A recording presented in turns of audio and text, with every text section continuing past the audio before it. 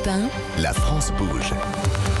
Elisabeth Assayag. Et c'est déjà la dernière partie de votre émission. Nous sommes toujours avec Nathalie Carré en charge de l'entrepreneuriat à la CCI et Stéphane Volant, président de Smovingo. Smovingo, c'est l'opérateur du Véli. Mais oui, parce qu'aujourd'hui, c'est la journée mondiale du vélo. Nous, à la France Bouge, Stéphane Volant, on aime mettre en avant ces parcours d'entrepreneurs, des personnes qui osent changer de vie professionnelle.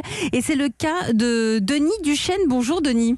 Bonjour Elisabeth Assayag. Vous avez 38 ans, vous avez passé 16 ans dans le monde du bâtiment. Et alors vous avez choisi le moment du Covid pour vous lancer dans l'hôtellerie et la restauration. Non mais quelle audace! C'est ça, exactement. Donc j'ai passé donc 16 ans dans le BTP, dans le bâtiment exactement. Et donc j'ai démarré très jeune. Oui, vous avez démarré très jeune. J'ai démarré, j'avais 20 ans et 6 mois. Et donc j'ai revendu, j'avais 36 ans. Et une envie donc de passer à autre chose. J'avais l'impression d'avoir fait le tour de tout ce qui est le monde du BTP, du bâtiment, du BTP d'hier.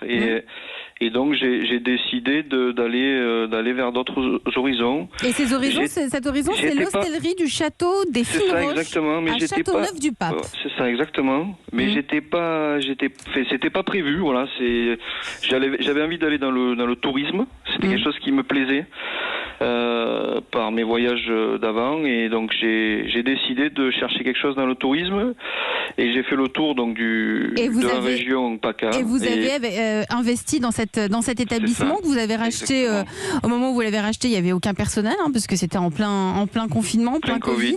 Et ça marche très bien. Ça se passe bien avec vos salariés.